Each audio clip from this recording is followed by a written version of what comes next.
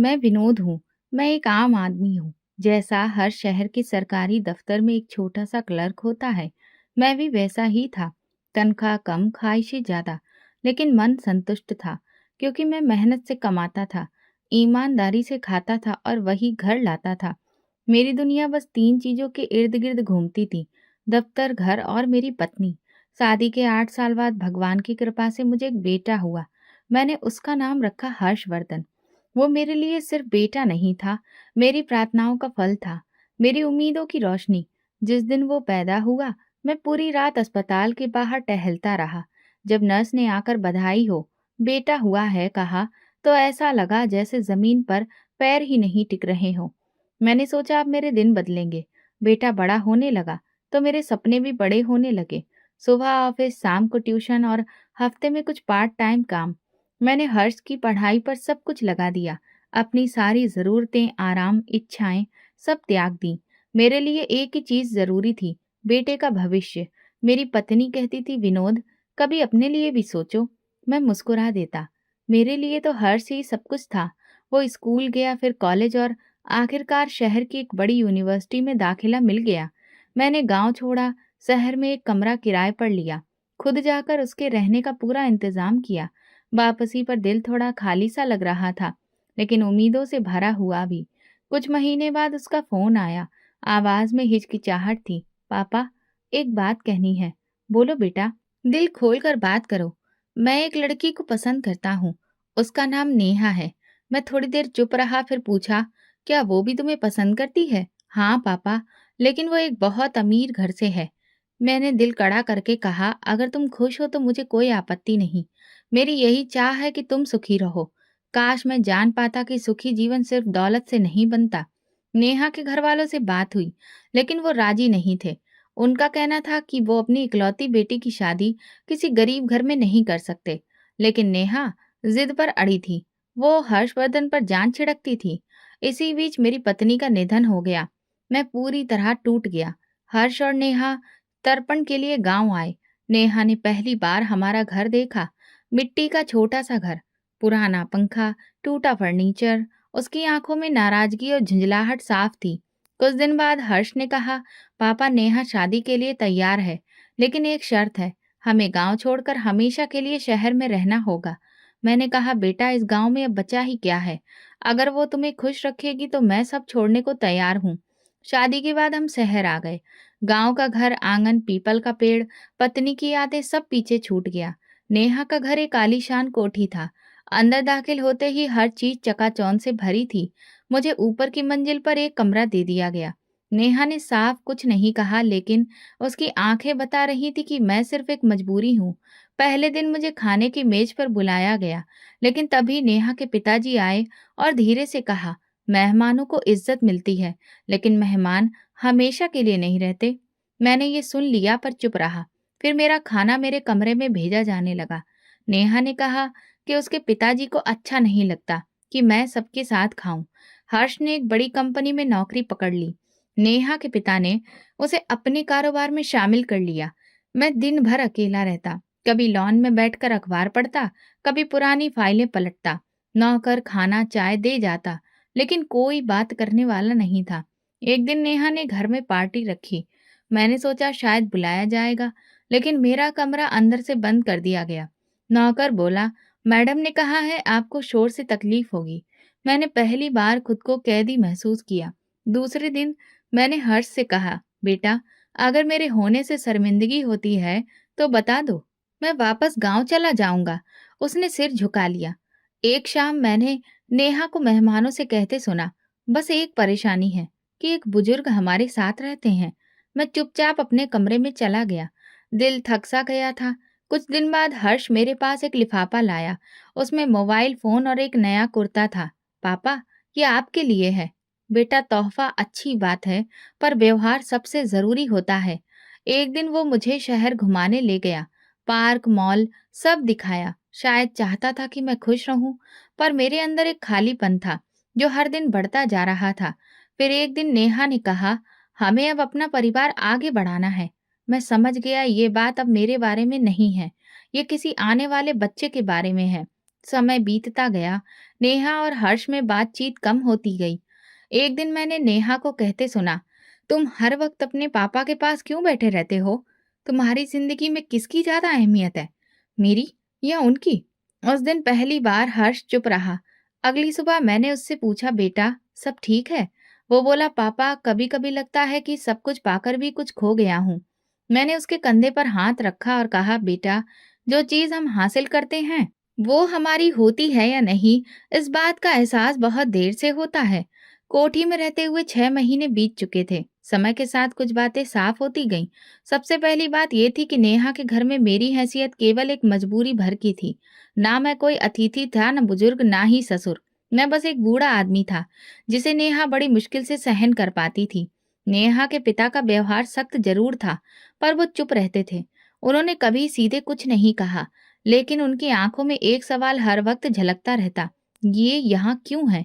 हर्ष की जिंदगी अब किसी कंपनी की दिनचर्या जैसी हो गई थी। वो अब पति कम और किसी ऑफिस का मैनेजर ज्यादा लगता था। सुबह दफ्तर निकल जाना, देर रात लौटना, फिर नेहा के साथ थोड़ा समय बिताना, और इन सब के बीच कहीं मैं आ जाता था। 2 हफ्ते बाद हर्ष ने बताया, पिताजी अब मुझे कंपनी में साझेदारी मिल गई है, अब मैं पार्टनर बन गया हूँ। बेटा ये तो बहुत बड़ी खुशी की बात है, मैंने कहा। मगर उसके चेहरे पर वो खुशी नहीं थी। अंदर ही अंदर वो कुछ खो रहा था। मैं समझ रहा था। एक दिन ऑफिस से लौटने के बाद वो मेरे पास आकर बैठ गया। पिताजी मुझे कई बार नींद नहीं आती। नेहा से ज्यादा बातें भी नहीं होती। लगता है जैसे घर में सब कुछ है लेकिन कुछ भी नहीं है। मैंने कहा, बेटा अगर दिल खाली हो तो महल भी वीरान लगता है। वो मुस्कुराने की कोशिश करता, लेकिन उस मुस्कान में सिर्फ थकान थी। उस कोठी में सब कुछ था, नौकर, सुविधाएं, सजावट, मगर प्रेम, सम्मान और सुकून नहीं था। नेहा और उसके पिता जैसे हर वक्त जताते रहते कि हम उनके एहसान पर जी रहे हैं। 8 साल बीत गए। समय के साथ चीजें बदली, लेकिन कुछ सच्चाइयां वही रहीं। हर्ष और नेहा की शादी को 8 साल हो गए थे, लेकिन उनकी गोद आज भी सूनी थी। घर के कमरे भरे थे, अलमारियां कीमती कपड़ों से भरी थीं, मगर गोद में सिर्फ खामोशी थी। शुरुआती 2-3 साल किसी ने कुछ नहीं कहा। सबने सोचा अभी नए हैं, समय आने पर सब हो जाएगा। लेकिन चौथे साल के बाद सवाल उठने लगे। रिश्तेदार, मेहमान, ऑफिस के लोग पूछने लगे, अभी तक कोई खुशखबरी नहीं मिली? हर्ष मुस्कुराकर टाल देता, सब भगवान की मर्जी से होगा। लेकिन अंदर ही अंदर वो टूटने लगा था। एक दिन उसने मुझसे कहा, पिताजी मैंने नेहा से कहा कि चलो किसी अच्छे डॉक्टर को दिखाते हैं, तो वो नाराज हो गई। कहने लगी, मुझे कोई दिक्कत नहीं, दिक्कत होगी तो तुम्हें होगी। मैंने गंभीरता से पूछा, तो फिर तुमने क्या किया? क्या कर सकता था पिताजी? वो बात ही नहीं कर रही थी 2 दिन तक। कुछ दिन बाद नेहा के पिता ने हर्ष को बुलाया। हमारे खानदान में कभी ऐसा कोई मामला नहीं हुआ। अगर तुम टेस्ट की बात करोगे तो इसका मतलब है कि तुम्हें हम पर शक है। हर्ष खामोशी से सुनता रहा और लौट आया। अब जब भी वो नेहा से जांच की बात करता, नेहा भड़क उठती। मैं तुम्हारी तरह कमजोर नहीं हूँ जो हर बात का इलाज ढूंढे। जो भाग्य में लिखा है वही होगा। फिर एक दिन हर्ष ने चुपचाप अपने कुछ टेस्ट करवा लिए। सब रिपोर्ट सामान्य आई। उसने नेहा को दिखाया और प्यार से कहा, तुम भी चेकअप करा लो, ताकि कोई गलतफहमी ना रहे। नेहा ने तूफान खड़ा कर दिया, तुम्हें मुझ पर शक है? तुम्हें लगता है मैं दोषी हूँ? उसी रात नेहा के पिता ने हर्ष को धमकी दी, याद रखना, नेहा हमारी इकलौती बेटी है। अगर तुमने उसे दुखी किया तो ये सारी संपत्ति तुम्हारे हाथ से निकल जाएगी। हर्ष बहुत दुखी हो गया। वो ऑफिस में ही समय बिताने लगा। घर आता तो सीधा अपने कमरे में चला जाता। फिर एक दिन वो मेरे पास आया, पिताजी डॉक्टर की रिपोर्ट है। उसने चुपचाप लिफाफा मेरे हाथ में दिया। नेहा को एक बहाने से चेकअप के लिए ले गया था। डॉक्टर ने साफ कहा, वो कभी मां नहीं बन सकती। लिफाफा मेरे हाथ से छूट गया। मैंने हर्ष की ओर देखा। वो दीवार को यूं घूर रहा था जैसे जिंदगी वहीं थम गई हो। तुमने नेहा से बात की? मैंने पूछा। नहीं पिताजी, वो सुनेगी नहीं, उल्टा मुझे दोषी ठहराएगी। अगले दिन किसी तरह नेहा को रिपोर्ट मिल गई। कैसे, ये हमें नहीं पता, लेकिन घर में हंगामा मच गया। ये सब झूठ है, डॉक्टर की चाल है। तुम दोनों बाप बेटे चाहते हो कि मैं इस घर से चली जाऊं। हर्ष चुपचाप खड़ा रहा। नेहा रोती रही, चिल्लाती रही, खुद को पीड़ित साबित करती रही। मैंने कहा, बेटी ये दोष की नहीं, सच्चाई की बात है। हम चाहते हैं कि तुम खुश रहो, लेकिन अगर भगवान की यही इच्छा है, तो कब तक आंख मूंदे रहेंगे? नेहा ने गुस्से में कहा, अगर किसी ने दोबारा इस विषय पर बात की, तो मैं ये घर, ये रिश्ता, सब कुछ छोड़ दूंगी। उस रात घर में पूरी खामोशी थी। मैंने सोचा, क्या सच में बड़ी इमारतें इंसान को इतना खुदगर्ज बना देती हैं कि वो सच्चाई से भी मुंह मोड़ लेता है? अगली सुबह हर्ष मेरे पास आया। पिताजी, अगर मैं उसे छोड़ दूं तो सब कुछ खो दूंगा, व्यापार, घर, नाम। और अगर ना छोड़ूं तो जिंदगी यूं ही खाली गुजर जाएगी। मैंने उसके कंधे पर हाथ रखा। बेटा, कभी कभी निर्णय लेना आसान नहीं होता, लेकिन बिना सच्चाई की जिंदगी बस एक तमाशा होती है। और अब हम सब उस तमाशे के किरदार बन चुके हैं। कुछ दिनों की खामोशी के बाद दिल बेचैन हो गया। मैंने तय किया, गांव जाऊंगा, पुराने लोगों से मिलूंगा, शायद मन हल्का हो। 8 साल बाद गांव लौट रहा था। कार खुद चलाई। रास्ते भर पुरानी यादें मन में घूमती रहीं। गांव पहुंचा, बहुत कुछ बदल चुका था, मगर लोग वही थे। मोहल्ले में बच्चों की भीड़ गाड़ी के चारों तरफ इकट्ठा हो गई। अरे, विनोद काका आ गए। कुछ बुजुर्ग मिलने आए, हालचाल पूछा। एक ने हंसकर कहा, शहर में खूब नाम कमा रहे हो। मैंने मुस्कुराकर कहा, अब जिंदगी तो भगवान की मर्जी पर चलती है। दूसरे दिन चचेरे भाई के घर गया। पुराना सा घर, सादा सामान, लेकिन चेहरों पर संतोष और शांति थी। वही दो लड़कियां किताबें लेकर आईं। उनमें से एक 17-18 साल की लड़की बेहद शांत थी। नाम था आराध्या। भाभी ने बताया, हमारी पड़ोसन की नातिन है। माँ बाप का बचपन में देहांत हो गया, नानी पाल रही है। बहुत संस्कारी और शांत स्वभाव की बच्ची है। मैंने उसे ध्यान से देखा। सादगी, मासूमियत और गहराई, बिना किसी बनावट के। अगले दिन घर से निकलते समय आराध्या की नानी ने कहा, बेटा, भगवान तुम्हें खूब तरक्की दे। शाम को अकेले बैठा था तो एक ख्याल आया, अगर हर्ष इस लड़की से विवाह कर ले तो शायद सब कुछ ठीक हो सकता है। वो अनाथ है, सादा है, कोई लोभ नहीं, कोई जरूरत नहीं, और सबसे बढ़कर शायद भगवान उसे मातृत्व का सुख दे दे। मैंने अगली सुबह खुद को समझाया कि ये सिर्फ एक नेक इरादा है। मैं किसी की जिंदगी बर्बाद नहीं कर रहा, बस अपने घर को बचाने की कोशिश कर रहा हूँ। मेरी नीयत साफ है और एक अनाथ बच्ची की जिंदगी भी संवर सकती है। दोपहर को फिर से भाई के घर गया। बातों ही बातों में भाभी से कहा, आपकी पड़ोसन की नातिन बहुत सुशील बच्ची लगती है। अगर कहीं अच्छा रिश्ता नहीं आया हो तो मेरे पास एक प्रस्ताव है। भाभी चौंक गई। रिश्ता? मैंने कहा, हाँ, अपने बेटे के लिए। पर वो तो पहले से शादीशुदा है ना? मैंने क्षण भर रुककर कहा, जी, लेकिन बात यह है कि वहां संतान की कोई संभावना नहीं है, और हमारा हर्ष इस समय बहुत परेशान है। भाभी चुप हो गई, फिर बोली, लड़की अनाथ है, नानी के सहारे पली बड़ी है। अगर आप गंभीर हैं तो बात कर सकते हैं। मैंने हामी भर ली और अगले दिन आराध्या की नानी के घर गया। एक सादा सा बैठक कमरा, पुरानी खाट और 2 कप चाय। मैंने साफ शब्दों में कहा, मैं अपने बेटे हर्ष के लिए रिश्ता लेकर आया हूँ। वो पढ़ा लिखा है, शहर में नौकरी करता है और अच्छा लड़का है। नानी की आंखों में खुशी छलकने लगी। बहुत बड़ा काम कर रहे हैं विनोद जी, बच्ची का भाग्य बदल जाएगा। मैंने मन में एक बोझ महसूस किया। भाग्य बदलने की बात तो कही, लेकिन ये नहीं बताया कि मेरे बेटे की पहले से शादी हो चुकी है। मैंने सोचा, ये बात बाद में संभाल लेंगे। अभी तो मकसद केवल एक है, एक बारिश जो हमारे वंश को आगे बढ़ाए। शाम को लौटकर मैंने हर्ष से फोन पर बात की। पापा, सब ठीक है? बेटा, एक बात कहनी है, लेकिन धैर्य से सुनना। मैंने सारी बात बताई। वो चुप हो गया। पापा, आप ठीक तो हैं? ये बहुत बड़ा निर्णय है। मैंने तुम्हारे बारे में सोचा है, तुम खुद निर्णय लो। पापा, नेहा कभी नहीं मानेगी। बेटा, अगर तुम अपने जीवन में कुछ चाहते हो तो फैसला तुम्हें ही करना होगा। फोन कटने के बाद मैं देर तक सोचता रहा। आराध्या की मासूम आंखें बार बार जहन में आती रहीं। वो मासूमियत, वो चुप्पी और मेरे भीतर की वो इच्छा, एक संतान की जो मेरे नाम को आगे ले जाए। ये सिर्फ योजना नहीं थी, ये एक फैसला था। गांव से लौटकर मैं सीधे हर्ष के कमरे में गया। वो मेज पर झुका कुछ फाइलें देख रहा था। बेटा, वो लड़की आराध्या जिसका जिक्र मैंने किया था, मैं उसका रिश्ता तय कराया हूँ। पापा, आप इतनी आगे बात बढ़ा आए। मैंने तो अभी हाँ भी नहीं की। मैंने सिर्फ बात की है, फैसला तुम्हारा है। कुछ पल बाद वो बोला, अगर मैं हाँ कर भी लूं तो नेहा का क्या? वो नहीं मानेगी। उसे समझाओ। अगर उसे संतान नहीं चाहिए तो कम से कम तुम्हारी बात तो माने। 2 दिन बाद नेहा को शक हुआ। उसने सीधा सवाल किया, हर्ष, क्या तुम किसी और से शादी करने का सोच रहे हो? हर्ष चौंक गया।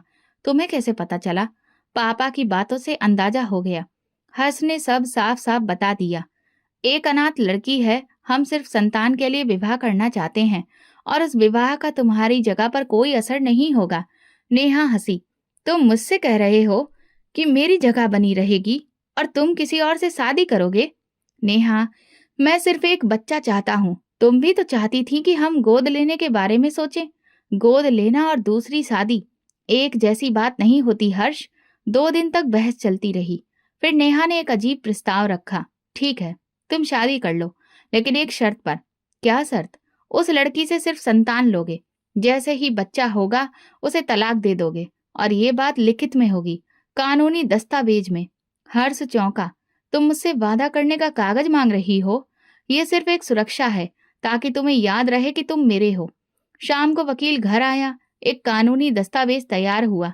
लिखा गया कि हर्ष दूसरी शादी के बाद पहली संतान के तुरंत बाद तलाक देगा और अगर नहीं दिया तो नेहा को सारी संपत्ति वापस मिल जाएगी। मैंने हर्ष की ओर देखा। उसने चुपचाप दस्तखत कर दिए। अगली सुबह मैं गांव रवाना हुआ। नेहा ने मुझे टोका। मैं एक बात साफ कर दूं, अगर आप उस लड़की को शहर लाने की सोच रहे हैं तो उसे सोच ही रहने दीजिए। उसे गांव में ही रखिए। बेटी, हमने कभी तुम्हारी सीमाएं नहीं लांगी। तुम भी हमारी मजबूरी समझने की कोशिश करो। वो कुछ बोले बिना लौट गई। गांव पहुंचकर मैं सीधा अपने भाई के घर गया। उन्हें बताया रिश्ता मंजूर है, हर्ष तैयार है। भाभी खुश होकर बोली, भगवान ने आराध्या की सुन ली। बातों में मैंने झूठ बोल दिया। पहली पत्नी की सहमति से रिश्ता तय हो रहा है, बस संतान का ही मामला है। आराध्या की नानी की आंखों में आंसू थे। मेरी नातिन का भाग्य खुल गया। 2 दिन बाद विवाह की तारीख तय हो गई। सब कुछ सादगी से संपन्न हो गया। पंडित जी ने मंत्र पढ़े, वर वधू ने अग्नि के 7 फेरे लिए और दहेज के स्थान पर सिर्फ एक मंगलसूत्र दिया गया। आराध्या की आंखों में खुशी थी, लेकिन एक डर भी था। वो इस रिश्ते को नई शुरुआत समझ रही थी, पर सच्चाई कुछ और थी। विवाह के बाद मैंने गांव के पुराने घर की सफाई शुरू करवाई। 2 कमरे ठीक करवाए, दरवाजे मरम्मत कराए और एक छोटा रसोई घर बनवाया। बहू को वहां ले गया। वो धीरे धीरे उस घर को अपनाने लगी। ये घर बहुत प्यारा है पापा जी। हाँ बेटी, थोड़ा पुराना है पर अब तुम हो तो सुंदर लग रहा है। दूसरे दिन हर्ष शहर लौट गया। मैंने आराध्या से कहा, बेटी घबराना मत, हर्ष हफ्ते में एक बार आएगा। उसका काम बहुत व्यस्तता वाला है। उसने चुपचाप सिर हिला दिया। गांव में कुछ बातें जरूर हुई। शादी में ज्यादा मेहमान क्यों नहीं आए? दूल्हा शहर में क्यों रहता है? हमने किसी को सफाई नहीं दी। हर हफ्ते एक दिन हर्ष आता। आराध्या उसका ख्याल रखती, खाना बनाती और खामोशी से सेवा करती। एक दिन उसने हर्ष से पूछा, आप हमेशा इतने थके हुए क्यों आते हैं? उसने मुस्कुराकर बोला, शहर का काम बहुत थका देता है, लेकिन तुम्हारे हाथ का खाना सारी थकान मिटा देता है। आराध्या ने ये सुना तो उसके चेहरे पर जैसे रोशनी खिल गई। शायद पहली बार किसी ने उसके हाथ के खाने की तारीफ की थी। मेरी नजर सब पर थी। मैं देख रहा था कि आराध्या अब खुद को इस घर का पूरा हिस्सा मान चुकी थी। रोज सुबह मेरे लिए नाश्ता बनाती, दोपहर को समय पर खाना देती, शाम को चाय और कपड़ों की सफाई। मैंने एक दिन कहा, बेटी तुम तो हर काम में निपुण हो गई हो। उसने सिर झुकाकर कहा, बाबूजी आप तो मेरे पिताजी जैसे हैं। मैंने नानी से सीखा है कि बड़ों की सेवा से मन सुकून से भरा रहता है। उसकी जुबान में कोई शिकायत नहीं थी, सिर्फ कृतज्ञता थी। दूसरी ओर हर्ष कुछ बदला बदला सा लग रहा था। पहले हफ्ते में वो 2 दिन ही रुकता था, अब 3 दिन रुकने लगा। रविवार की शाम जाने की बजाय अब सोमवार की सुबह जाता। मैंने कहा, बेटा नेहा को शक तो नहीं होता? नहीं बाबूजी, उसने कहा, मैं कह देता हूँ, ऑफिस का काम है। एक दिन हर्ष और आराध्या आंगन में बैठे थे। मैं अंदर से उनकी बातें सुन रहा था। आराध्या ने पूछा, क्या कभी आपको मेरी जिंदगी के बारे में जानने की इच्छा हुई? हर्ष बोला, बताओ, मैं तुम्हारी कहानी सुनना चाहता हूँ। मैं बहुत छोटी थी जब मेरे माता पिता चल बसे। नानी ने पाला पढ़ाया, लेकिन गरीबी ने कभी पीछा नहीं छोड़ा। जब आपका रिश्ता आया तो सोचा शायद अब कुछ बदल जाएगा। हर्ष कुछ देर चुप रहा, फिर बोला, जिंदगी हर किसी को पूरी नहीं मिलती। तुमने जो सहा है वो प्रशंसा के योग्य है। मैं ये सुनकर चौंक गया, क्योंकि उसकी आवाज में वो कोमलता थी जो पहले केवल नेहा के लिए होती थी। एक दिन आराध्या ने मेरी पुरानी कमीज सिल दी। बाबूजी, ये मैं सिल देती हूँ। कमीज पुरानी हो चुकी है, लेकिन अभी काम चल जाएगा। मैंने उसकी तरफ देखकर कहा, बेटी, तुमने तो जैसे इस घर में नई जान डाल दी है। उसने कहा, ये घर मेरा है बाबूजी, और आप मेरे अपने हैं। उसके शब्दों में सच्चाई थी और यही बात मुझे बेचैन कर गई। मैं जानता था कि वो इस रिश्ते को असली मान बैठी है, जबकि ये एक समझौता था, एक छल। अगले हफ्ते जब हर्ष आया तो मैंने उसे बाहर बुलाया। बेटा, कहीं तुम आराध्या से भावनात्मक रूप से ज्यादा जुड़ तो नहीं रहे? बाबूजी, वो बहुत अच्छी है। मैं उसे दुख नहीं देना चाहता। याद है ना, तुमने क्या वादा किया था? याद है बाबूजी, लेकिन दिल कमजोर पड़ता है। वो बहुत मासूम है। बेटा, भावनाओं के चलते वादे नहीं तोड़े जाते। आराध्या को अभी सच नहीं पता। जब समय आएगा तुम्हें उसे तलाक देना होगा। वो कुछ नहीं बोला, बस सिर झुका लिया। आराध्या इन बातों से अनजान अपने कामों में लगी थी। कभी मटके में ठंडा पानी भरती, कभी शाम को आंगन में दीपक जलाकर बैठती, हर्ष के लिए रजाई तैयार रखती। हर दिन जैसे वो इस रिश्ते को और मजबूत कर रही थी। एक दिन गांव की एक महिला आई। बहू बहुत सुघड़ है, भगवान उसे खुश रखे, तेरे घर की शोभा बन गई है। मैंने हल्की मुस्कान के साथ कहा, हाँ, भगवान उसका भाग्य अच्छा करे। पर अंदर एक चुभन सी थी। ये विवाह जो समझौते पर हुआ था, अब धोखे में बदलता जा रहा था, और इस धोखे का कारण मैं था। शादी को 5 महीने हो चुके थे जब एक दिन आराध्या ने सुबह कहा, बाबूजी, कुछ दिनों से चक्कर आते हैं, भूख भी नहीं लगती। मैंने उसे ध्यान से देखा। बेटी, लगता है सेहत बिगड़ गई है, चलो डॉक्टर को दिखाते हैं। हम गांव के क्लिनिक गए। डॉक्टर ने चेकअप किया। अगले दिन रिपोर्ट आई। बधाई हो, बेटी मां बनने वाली है। मेरा दिल जैसे बज उठा। मैंने आराध्या की ओर देखा। वो शर्म और आश्चर्य से सिर झुकाए बैठी थी। बेटी, ये तो भगवान का आशीर्वाद है। तुमने हमारे घर में उजाला कर दिया। शाम को मैंने हर्ष को फोन किया। बेटा, भगवान ने सुन ली, आराध्या गर्भवती है। कुछ क्षण चुप्पी रही, फिर बोला, सच में बाबूजी? आपको यकीन है? डॉक्टर की रिपोर्ट सामने है। मैं इस हफ्ते आ रहा हूँ। उसकी आवाज में उलझन और खुशी दोनों थी। हर्ष शुक्रवार को आया। आराध्या ने दरवाजा खोला। वो मुस्कुराई। हर्ष ने बैठने को कहा और पूछा, कैसा महसूस कर रही हो? ठीक हूँ, थोड़ी थकान रहती है। बाबूजी ख्याल रखते हैं। मैंने कहा, बेटा, अब हमें आगे की तैयारी करनी होगी। अगले दिन हर्ष ने शहर लौटने से पहले नेहा को फोन किया। नेहा, आराध्या गर्भवती है। नेहा की आवाज सख्त थी। मुझे कोई खुशी नहीं है। याद रखना, जैसे ही बच्चा पैदा हो तुम्हें उसे तलाक देना होगा, वरना जो तुमने साइन किया था वो सब तुमसे छिन जाएगा। मुझे याद है नेहा, और याद रखना, अगर तुम उसके करीब गए तो सब तुम्हारे खिलाफ हो जाएगा। फोन कटते ही वो चुपचाप बैठा रहा, फिर चला गया। महीने बीतते गए। आराध्या की तबीयत बदलती गई। मैं उसे आराम करने को कहता, लेकिन वो कहती, बाबूजी, मुझे घर के काम करने से शांति मिलती है। मैंने भी उसे कभी रोका नहीं, बस उसका पूरा ध्यान रखा। 8वें महीने से हर्ष हर हफ्ते आने लगा। वो अब आराध्या से बात करता, दवाइयाँ खुद लाता। मैंने कहा, बेटा, कहीं तुम ये मत भूल जाना कि तुमने क्या वादा किया था। बाबूजी, मुझे याद है, बस थोड़ा समय दीजिए। 9वें महीने की पहली तारीख थी जब आराध्या को प्रसव पीड़ा हुई। मैंने तुरंत हर्ष को फोन किया, बेटा जल्दी आओ, हम उसे अस्पताल ले जा रहे हैं। उसे शहर के अस्पताल ले जाया गया। हर्ष भी वहीं पहुंचा। पूरी रात हमने बाहर इंतजार किया।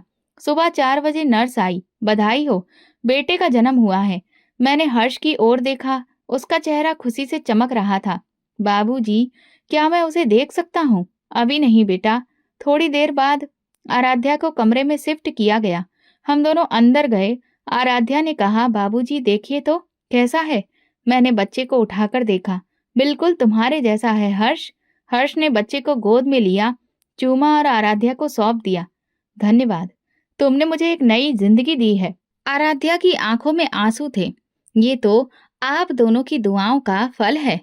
कुछ घंटे के बाद हर्ष ने मुझसे पूछा, पापा वो कागज कहाँ है? मैंने चुपचाप फाइल निकालकर उसे दे दी। उसमें वो दस्तावेज थे जो नेहा की शर्त पर तैयार किए गए थे, तलाक के कागज। हर्ष ने उन पर हस्ताक्षर किए, फिर पास खड़ी नर्स से कहा, इसे बाहर ले जाओ, कुछ देर मैं बात करता हूँ। नर्स नवजात बच्चे को लेकर बाहर चली गई। हर्ष ने बिस्तर के पास जाकर वो कागज आराध्या के हाथ में रख दिए। ये तुम्हारे लिए है। आराध्या ने कांपते हाथों से उन्हें लिया, आंखों से पढ़ा, चेहरा हक्का बक्का, आंखों में सवाल थे। ये क्या है? ये तलाक है। मैं अपने वादे के अनुसार तुम्हें आजाद कर रहा हूँ। उसकी जुबान जैसे बंद हो गई। आंसू बहने लगे। मैंने तुमसे झूठ कहा था, मैं सिर्फ संतान चाहता था। अब वो मिल गई है, लेकिन मैंने तुमसे प्रेम किया। वो आगे कुछ कह नहीं पाई। मैं दरवाजे के पास खड़ा था। आराध्या ने मेरी ओर देखा। पापा जी, आपको भी सब पता था? मैंने नजरें फेर ली। बेटी, हमने वही किया जो समय ने हमसे करवाया। मेरे साथ न्याय नहीं हुआ। उसकी आवाज रुकी रुकी थी। हर्ष ने बच्चे को गोद में उठाया और दरवाजे की तरफ बढ़ा। आराध्या ने बस एक वाक्य कहा, मुझे मेरा बच्चा दे दो। मैं और कुछ नहीं मांगती। हर्ष रुका, फिर बोला, ये बच्चा हमारे भविष्य की नींव है और अब वो हमारे साथ जाएगा। मैंने हर्ष का हाथ पकड़ा। चलो बेटा। बात खत्म हो गई। हम अस्पताल से बाहर निकले। सुबह का सूरज पूरी चमक के साथ उग आया था, लेकिन मेरे दिल पर जैसे कोई धुंध छाई हुई थी। हर्ष ने बच्चे को बाहों में समेट रखा था। मैं गाड़ी की पिछली सीट पर बैठा था। ड्राइवर तेज रफ्तार से गाड़ी चला रहा था, लेकिन मेरे कानों में अस्पताल की आखिरी बातचीत गूंज रही थी। आराध्या की वो झुकी हुई नजरें, उसके थरथराते हाथ, उसकी सिसकियां, पापा जी मेरा बच्चा दे दीजिए, मैं और कुछ नहीं मांगती। उसकी आवाज अब भी मेरे कानों में थी। गाड़ी कुछ दूर चली ही थी कि हर्ष बोला, पापा, क्या आपको लगता है हमने सही किया? मैंने जवाब देने से पहले खिड़की के बाहर देखा। धुंधले खेत, पेड़ और रास्ते सब जैसे सवाल बनकर सामने आ खड़े हुए। बेटा, हमने जो किया वो हमारी मजबूरी थी। नेहा की शर्त नहीं मानते तो तुम सब कुछ खो बैठते। लेकिन पापा, आराध्या ने हमें वो दिया जो नेहा कभी नहीं दे पाती। बदले में हमने उसे क्या दिया? मैंने बात काट दी। बस बेटा, अब पीछे मत देखो। हमने उसे वो दिया है जो उसकी जैसी लड़कियों को मिलता है, एक छत, सुरक्षा और एक नाम। हम शाम तक घर पहुंच गए। नेहा को पहले ही खबर दे दी गई थी कि बच्चा हो गया है। जब हम बंगले पर पहुंचे, नेहा गेट पर खड़ी थी। बच्चे को देखकर उसने मुस्कुराते हुए बाहें फैला दी। यही है हमारा बेटा? हाँ नेहा, ये हमारा बेटा है। अच्छा है। अब उम्मीद है कि तुम्हारा पूरा ध्यान इसी घर पर रहेगा। मैं चुपचाप अंदर चला गया। नौकरों ने मेरा सामान उठाया और कमरों की ओर बढ़ गए। हर्ष और नेहा बच्चे को लेकर ऊपर चले गए। मैं बैठक में बैठा और जैसे पूरा दृश्य फिर से मेरी आंखों के सामने आ गया। अस्पताल का कमरा, आराध्या का चेहरा, उसकी सिसकियां। अगली सुबह हर्ष मेरे पास आया। पापा, नेहा कह रही है कि अब बच्चा सिर्फ उसका है। वो चाहती है कि आराध्या का नाम भी ना लिया जाए। मैंने गहरी सांस ली। यही तय हुआ था, वही हो रहा है। लेकिन पापा, क्या हमें एक बार आराध्या से मिलना नहीं चाहिए? नहीं बेटा, अब वो बीती बात हो गई, भूल जाओ उसे। 2 दिन बाद गांव से मेरे भाई का फोन आया। विनोद, यहाँ कुछ लोग तुम्हारा नाम ले रहे थे। अस्पताल के बाहर आराध्या को रोते देखा गया। वो कह रही थी कि तुम और हर्ष उसका बच्चा लेकर चले गए। मैंने बेचैनी से फोन काट दिया और कुछ देर चुपचाप बैठा रहा। दोपहर को हर्ष आया और बोला, पापा, आराध्या ने मेरे पुराने नंबर पर मैसेज किया है। कह रही है अगर बच्चा वापस नहीं लाए तो वो पुलिस में शिकायत करेगी। मैंने कहा, शांत रहो। वो कहाँ जाएगी? एक अनाथ लड़की, न बाप माँ बाप, न पैसा, न सहारा। हमने उसे सब दिया है। पापा, लेकिन अगर वो चुप ना रही तो उसे चुप कर दो। उसे वही घर दे दो जो हमने पहले उसके लिए छोड़ा था। शाम को मैंने आराध्या को फोन किया। बेटी, तुम्हें सब पता है हमने ऐसा क्यों किया। अब तुम्हें चैन से रहने के लिए वही घर दिया जा रहा है। वहीं रहो और नई जिंदगी शुरू करो। तुम्हारा बेटा सुरक्षित है। पापा जी, मेरा बेटा? क्या मैं सिर्फ एक जरिया थी? बेटी, तुम्हें इज्जत दी, एक छत दी, खाना दिया। ये भी कोई छोटी बात नहीं थी। मेरे मन की जो आशा थी वो क्या थी? मैंने तो उसे ठीक से गोद में भी नहीं रखा। आप लोग ऐसे चले गए जैसे मैं कोई थी ही नहीं। चुप रहना ही तुम्हारे भलाई में है। हम तुम्हें वो घर दे रहे हैं, वहीं रहो और ईश्वर का धन्यवाद करो। कॉल कट गई। मैं जानता था आराध्या को इससे अधिक कुछ नहीं मिलेगा। 3 दिन बाद गांव से किसी ने खबर दी कि आराध्या वापस उसी पुराने घर में आ गई है। दिन भर चुप रहती है, बच्चे की तस्वीरें देखती है और रातों को दीवारों से बातें करती है। शहर में नेहा का बर्ताव वैसा ही रहा। अब वो हर्ष पर पूरी तरह से हावी हो चुकी थी। बच्चा हमेशा उसके पास रहता और वो किसी को आराध्या का नाम तक नहीं लेने देती। एक दिन हर्ष मेरे पास आकर बोला, पापा, आपने आराध्या से जो कुछ कहा वो ठीक था। समय के साथ सब ठीक हो जाएगा बेटा, और अगर नहीं हुआ तो उसे ही सच मान लेंगे। हमने बच्चा पा लिया था, एक माँ, एक पत्नी और एक स्त्री को बलि चढ़ाकर। समय कभी नहीं रुकता, बस चुपचाप सब कुछ बदल देता है। जिस बच्चे के लिए हमने इतना कुछ सहा, आज वो 8 साल का हो चुका था। हिमांशु। हाँ, हमने उसका नाम हिमांशु रखा था। नेहा ने खुद ये सुझाव दिया था। शुरुआत में नेहा का रवैया कुछ ठंडा था, लेकिन बच्चे की मासूमियत ने उसका दिल जल्दी ही जीत लिया। दिन बीतते गए और हिमांशु उसके इर्द गिर्द घूमता रहता। मुझे देखकर मुस्कुराता, लेकिन अब उस मुस्कान में वो अपनापन नहीं था जो एक दादा से जुड़ा होता है। मैं अक्सर उसे कोई पुरानी कहानी सुनाने की कोशिश करता, लेकिन चंद मिनटों में नेहा की आवाज आ जाती। बाबा, हिमांशु का होमवर्क है, कृपया डिस्टर्ब मत कीजिए। कमरे से बाहर आकर मैं खुद को बहुत अकेला महसूस करता। हवेली की हर चीज मेरी आंखों के सामने थी, लेकिन मेरा अस्तित्व अब बस दीवारों तक सीमित रह गया था। एक दिन मैंने हिमांशु के लिए पुरानी लकड़ी से एक खिलौना बनाया। वो बहुत खुश हुआ। दादाजी, आपने ये खुद बनाया? हाँ बेटा, तुम्हें कैसा लगा? बहुत अच्छा, मैं इसे स्कूल ले जाऊंगा। लेकिन अगले दिन नेहा ने वो खिलौना फेंक दिया। इस गंदी लकड़ी के टुकड़े से खेलने की इजाजत नहीं है। हम हिमांशु को सबसे अच्छा देना चाहते हैं, दादाजी की भावनाओं वाले तोहफे नहीं। हिमांशु चुप हो गया। मैंने कुछ कहने की कोशिश की, लेकिन हर्ष ने हाथ के इशारे से मुझे रोक दिया। पिताजी, वो ठीक कह रही है, बच्चे को साफ सुथरा माहौल देना चाहिए। धीरे धीरे मेरी हैसियत घर में एक छाया मात्र रह गई। खाने की मेज पर कुर्सी थी, पर बातचीत में नहीं। दिन में चाय आ जाती थी, पर कोई साथ नहीं बैठता। मैं एक तमाशबीन था जो 8 साल से ये तमाशा देख रहा था। एक दिन नेहा ने हर्ष से कहा, मुझे लगता है आपके पिताजी को गांव चले जाना चाहिए। इस उम्र में गांव की हवा अच्छी लगती है। हर्ष ने कहा, पिताजी को यहाँ रहने की आदत हो चुकी है। आदतें बदली जा सकती हैं, नेहा बोली।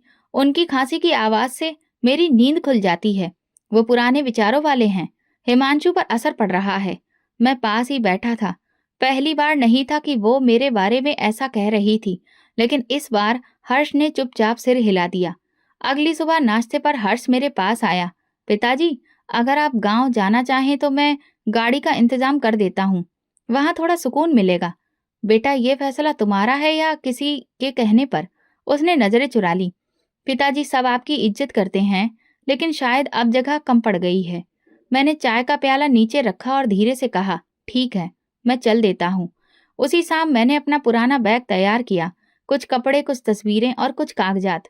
हिमांशु मेरे पास आया। दादाजी, आप कहाँ जा रहे हैं? बेटा, थोड़े दिन के लिए गांव जा रहा हूँ, सबका ख्याल रखना। मैं फिर आऊंगा कभी। मैंने उसे गले लगाया। दरवाजे से निकलते वक्त नेहा सामने आ गई। आपको कुछ चाहिए हो तो बता दीजिए, हम भिजवा देंगे। नहीं बेटी, तुमने बहुत कुछ दिया है, अब कुछ मांगने की जरूरत नहीं। गाड़ी में बैठकर मैं शहर से निकल पड़ा। रास्ते भर खामोशी थी। ड्राइवर ने 2 बार पूछा, बाबा जी कुछ सुनाऊं? नहीं बेटा, आज मन नहीं। गांव में सुबह का समय था, लेकिन कुछ अजीब हलचल थी। मैं दरवाजे पर बैठा हुआ अपने पुराने आंगन को देख रहा था। तभी शोर सा सुनाई दिया। लोग गली में जमा हो रहे थे। एक लड़का दौड़ता आया। काका, आपको पता है, आज हमारी तहसील में बड़ी अफसर आ रही है, जिलाधिकारी मैडम। सारे गांव वाले अपनी समस्याएं लेकर पहुंचे हैं। मैंने सिर हिलाया, लेकिन मन भारी हो गया। दोपहर तक चौक में भीड़ जुट गई थी। पर्दे लगे थे, कुर्सियां बिछ चुकी थीं और एक मेज पर सरकारी फाइलें रखी थीं। मैं दूर खड़ा देख रहा था कि किसी ने आकर कहा, काका, आपकी बहू के दस्तखत चाहिए इस जमीन वाले कागज पर। मेरी बहू? हाँ, आराध्या मैडम, वही जिलाधिकारी। मैं हक्का बक्का रह गया। वही आराध्या जिसे हमने मां बनने के बाद उसका बच्चा छीनकर तलाक दे दिया था, आज वो इस मुकाम पर थी। मैंने चौकीदार से पूछा, वो अंदर हैं? जी, अभी गरीबों की समस्याएं सुन रही हैं और उन्होंने कहा है कि आपसे नहीं मिलना चाहती। मैं कुछ देर वहीं खड़ा रहा, फिर मेरे कदम खुद ब खुद अंदर की तरफ बढ़ चले। दरवाजा खुला था। अंदर जो नजारा था वो मेरी सोच से परे था। सामने मेज पर आराध्या बैठी थी। सादा साड़ी, बंधे बाल, एक हाथ में चाय, दूसरे में कलम, दोनों तरफ पुलिस वाले और सरकारी अधिकारी। मैं धीरे धीरे उसके सामने जाकर खड़ा हो गया। वो कुछ देर फाइल पढ़ती रही, फिर नजरें उठाई। हमारी नजरें मिली। एक पल को समय थम गया। मैंने कहा, बेटी मुझे माफ कर दो। वो उठी और बोली, आपको माफी मांगने की जरूरत नहीं है विनोद जी। मैं घुटनों के बल बैठ गया। हमने तुमसे सब कुछ छीन लिया था, तुम्हारा बच्चा, तुम्हारी जिंदगी, तुम्हारा अधिकार। उसने मुझे उठाते हुए कहा, आप मेरे पति के पिता हैं। मेरी माँ ने सिखाया था कि बड़ों को जमीन पर नहीं गिरने देना चाहिए। मेरी आंखों में आंसू थे। बेटी, जो तुमने किया है वो हम शायद कभी नहीं कर सकते। सब कुछ खोकर भी तुमने खुद को बना लिया। जब सब कुछ छिन जाए तो इंसान के पास दो रास्ते होते हैं, या तो टूट जाएं या फिर खुद को फिर से गढ़ें। तुमने कैसे किया? मेरे पास कुछ नहीं बचा था। बच्चा गया, घर गया, नानी चल बसी, लेकिन मैंने फैसला किया कि अगर दुनिया ने मुझे कुछ नहीं दिया तो मैं खुद दुनिया में अपनी जगह बनाऊंगी। छात्रवृत्ति मिली, पढ़ाई पूरी की, यूपीएससी किया और अब यहाँ तक पहुंची। मैंने आश्चर्य से कहा, तो हिमांशु जानता है कि तुम उसकी माँ हो? हाँ, जानता है। मैं अक्सर उससे मिलती रहती हूँ। उसने कभी कोई सवाल नहीं किया और मैंने कभी सच्चाई छुपाई नहीं। उसने तुम्हें पहचान लिया। समय ने पहचान करवा दी। रिश्ता बताना नहीं पड़ा। वो जानता है कि उसकी माँ कौन है। मैं चुप हो गया। कुछ देर बाद मैंने पूछा, अब तुम क्या चाहती हो? कुछ नहीं, बस इतना चाहती हूँ कि आप जैसे लोग भविष्य में किसी की जिंदगी को तबाह ना करें। मैंने आपको माफ कर दिया है, लेकिन हर किसी को माफ नहीं किया जा सकता। मैं शर्मिंदा हूँ बेटी। शर्मिंदगी से कुछ नहीं होता, केवल प्रायश्चित से होता है, और वो अक्सर देर से आता है। उसने अपनी टीम को इशारा किया कि बाकी दस्तावेज पूरे कर लें। फिर मेरी ओर मुड़कर कहा, ये घर आपका था और आपका ही रहेगा। अगर चाहें तो यहीं रह सकते हैं या मेरे साथ शहर चलें। मेरे घर में आपके लिए हमेशा जगह है। मैंने कहा, यहीं रहना बेहतर है। शायद समय के कुछ पुराने हिसाब यहीं चुकता कर सकूं। वो चुपचाप अपनी कुर्सी पर वापस बैठ गई। उसने कलम उठाया और एक नई फाइल खोल ली। उसकी आंखों में कोई चमक नहीं थी, सिर्फ एक संतोष था, वो जो केवल उन्हें मिलता है जो अपनी लड़ाई खुद लड़ते हैं। कुछ दिन बीते, मैं गांव में ही रहा, उसी पुराने घर में जहां कभी आराध्या मेरे लिए नाश्ता तैयार करती थी। अब वही आंगन सुनसान था, लेकिन बाहर दुनिया बदल चुकी थी। लोग जो पहले मुझे तिरस्कार से देखते थे, अब सम्मान से मिलते थे।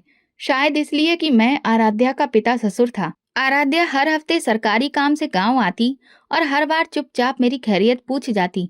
कभी कभी कोई कर्मचारी मेरे लिए दवा या खाने पीने का सामान ला देता और कहता, ये मैडम साहिबा ने भेजा है। एक दिन मैंने खुद उसे फोन किया, बेटी मैं तुमसे कुछ कहना चाहता हूँ। कहिए। मुझे तुमसे कुछ और नहीं चाहिए, बस ये जानना है कि तुमने ये सब कैसे सहा और आज इस मुकाम तक कैसे पहुंची।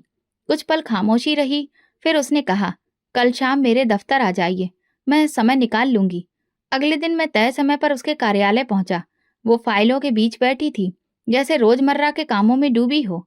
मुझे देखकर उसने कुर्सी की ओर इशारा किया, बैठिए। मैं बैठ गया।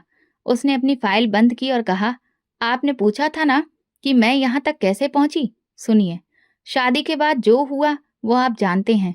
बच्चे के जन्म के बाद आपने और हर्ष ने मुझसे मेरा सब कुछ छीन लिया। मैं गांव लौटी, नानी का देहांत हो गया और मैं उस पुराने घर में अकेली रह गई। मेरे पास कोई आमदनी का साधन नहीं था, लेकिन एक संकल्प था, किसी पर बोझ नहीं बनना है। मैंने दोबारा पढ़ाई शुरू की, पुराने प्रमाण पत्र निकाले, एक छात्रवृत्ति के लिए आवेदन किया, दिन रात मेहनत की, कभी रोटी के साथ पानी पिया, कभी भूखे पेट सोई। फिर जब सिविल सेवा परीक्षा का परिणाम आया, मेरा नाम पहले स्थान पर था। तब भी मैंने किसी को कुछ नहीं बताया। प्रशिक्षण लिया और फिर पहली नियुक्ति मिली। हर कदम पर यही सोचती थी, क्या मेरा बच्चा मुझे कभी पहचानेगा। फिर एक दिन मैं शहर गई, जहां आप लोग रहते थे। स्कूल में हिमांशु को देखा, एक बार नहीं कई बार। कुछ दिनों बाद खुद उससे बात की। शुरू में वो मुझे एक आंटी समझता रहा, लेकिन जब मैंने उसे अपनी कहानी सुनाई, वो चुप हो गया। फिर एक दिन उसने खुद कहा, आप मेरी माँ हो ना? मुझे लगता है मैंने आपको पहले भी देखा है। तब मुझे लगा, समय ने देर जरूर की, लेकिन पहचान मुकम्मल कर दी। मैंने धीरे से पूछा, और वो अब तुमसे मिलने आता है? हाँ, हर महीने आता है। कभी मेरे साथ किताबें पढ़ता है, कभी चाय पीता है। एक दिन उसने कहा, माँ, मुझे आप पर गर्व है। मेरी आंखें भर आईं। बेटी, मैंने तुमसे सब कुछ छीन लिया, फिर भी तुमने मुझे माफ कर दिया। जी, बदला लेना आसान होता है, लेकिन अपने भीतर इंसानियत बचाना मुश्किल। मैंने आपसे बदला नहीं लिया, क्योंकि मैंने आपके व्यवहार को अपनी तरक्की में बाधा नहीं बनने दिया। अब आपका स्थान वही है जो होना चाहिए। अगर आप चाहें तो मेरे साथ शहर चलिए, वहां रहने का पूरा प्रबंध है, या फिर अपने गांव में रहिए। हर स्थिति में आपको सम्मान मिलेगा। मैंने धीरे से कहा, मैं यहीं रहूंगा, अब सुकून यहीं है। आराध्या ने मुस्कुराकर सिर हिलाया, जैसा आप चाहें।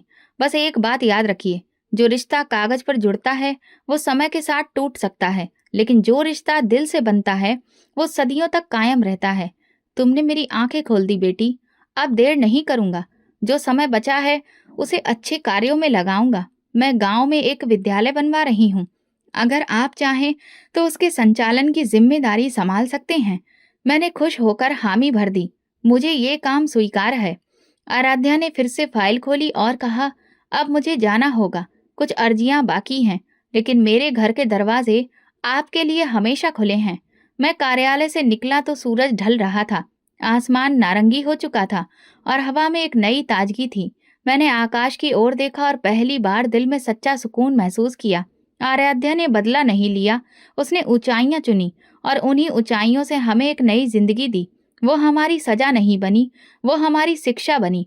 और शायद यही सबसे बड़ा प्रतिशोध था, खामोशी से आगे बढ़ जाना और सबको पीछे छोड़ देना। तो दोस्तों, अगर आपको हमारी कहानी पसंद आई हो तो कमेंट करके ज़रूर बताएं। वीडियो को लाइक करें और ज़्यादा से ज़्यादा शेयर करें। अगर आप चैनल पर नए हैं तो सब्सक्राइब जरूर करें और नोटिफिकेशन बेल दबाएं ताकि अगली अपडेट सबसे पहले आपको मिले। धन्यवाद।